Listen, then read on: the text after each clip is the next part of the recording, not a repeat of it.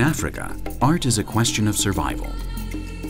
It takes a genius to keep moving forward without giving in to desperation and to keep smiling. Seen in this way, every African is an artist. African artists have always had a perspective and language of their own. History and literature, until colonization, were never written. They were always oral.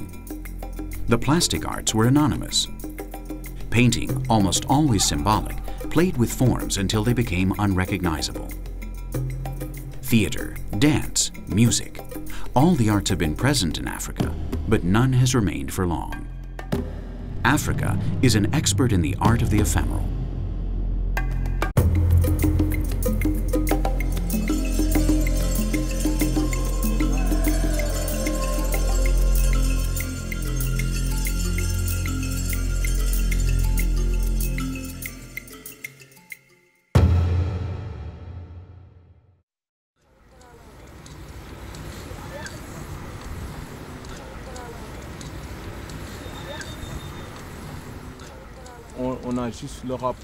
We have rap to express ourselves, to say what we think, what we feel, how we feel it, how we think things should be.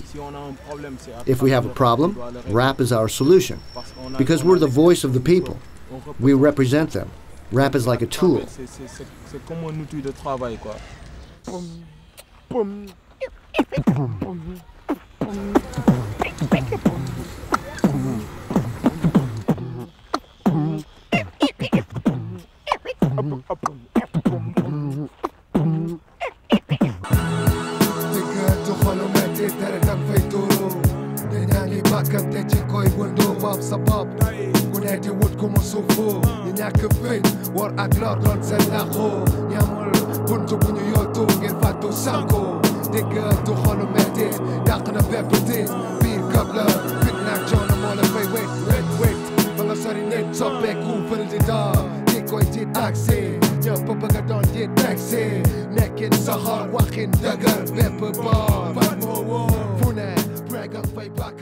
Witness and Water make up the group Wagoble, one of the latest sensations on the Senegalese music scene.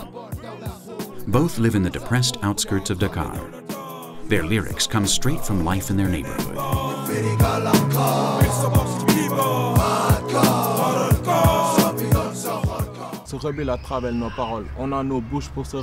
We rebel through our lyrics.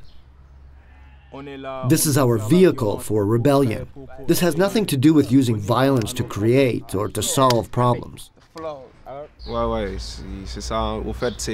Yeah, in fact, rap is there to criticize. It's something that goes against the system.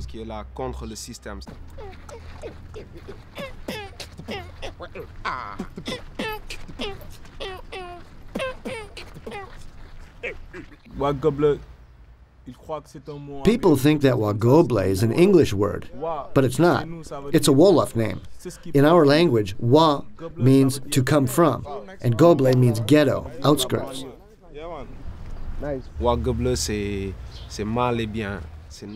Wagoble is good and bad, black and white. It's everything. It's an example of how the world works today. The whole world is a goble. There are continents, races, and people living side by side who are incredibly rich and extremely poor. It's a melting pot, and that's what a goble is.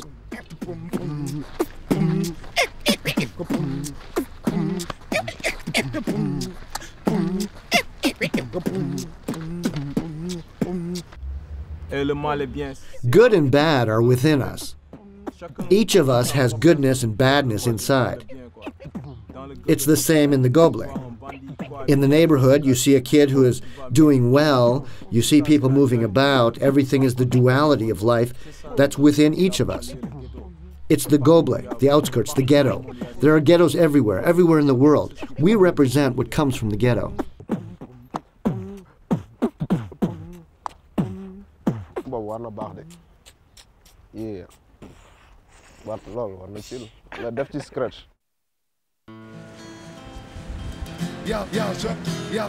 Live for the government, live for the money, live for the business, live for the business.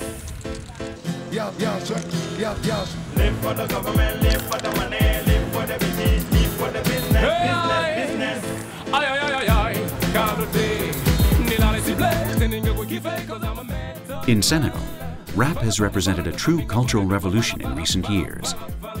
The young people of Senegal have found in hip-hop culture a way to rebel against social injustice. Their lyrics speak of the problems with education or public transportation, of the lack of opportunities and political corruption. And this is not mere artifice. They have real power. In the elections held in April of 2002, rap groups, with their lyrics, decided to boycott the government, and they succeeded. The young artists of Dakar, using their lyrics and their vote, achieved a change of government.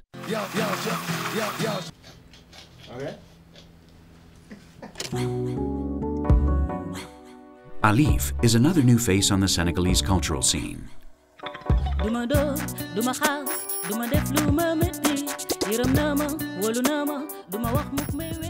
This group, made up of 3 women, confronts the problems suffered by women in their country.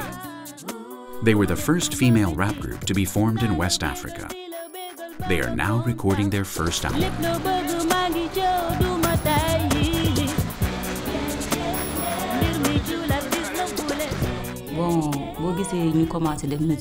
Thanks to music, we can show women the right path to follow.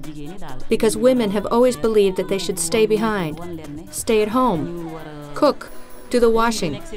We want to show them that they can liberate themselves, that they can be company leaders, that they can think just like men.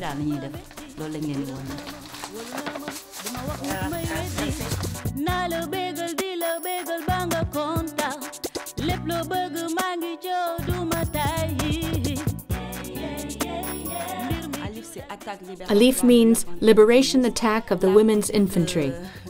What we're trying to say is that we are an armada, an army created to defend women, one that can transmit their ideas.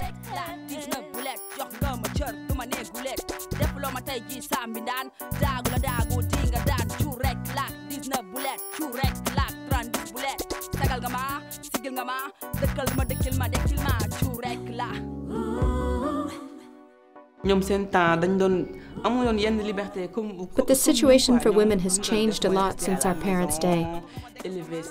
Now we see women in the government. There are female ministers. There are women in every sector.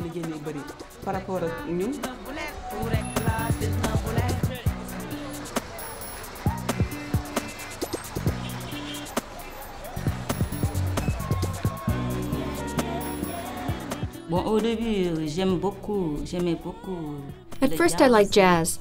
I like jazz a lot. And reggae and rap as well. It's what drove me to make music with my group. Rap wasn't created to please people, but to condemn the wrongs of society. There are things I don't like here, and I wanted to say what they were, to say stop.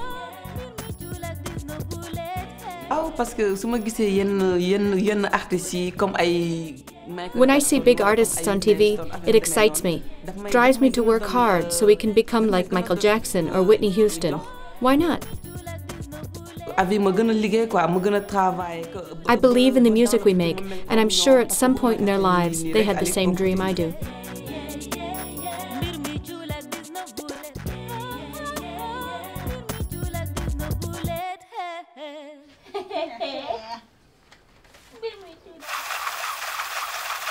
Nga ñëw na toog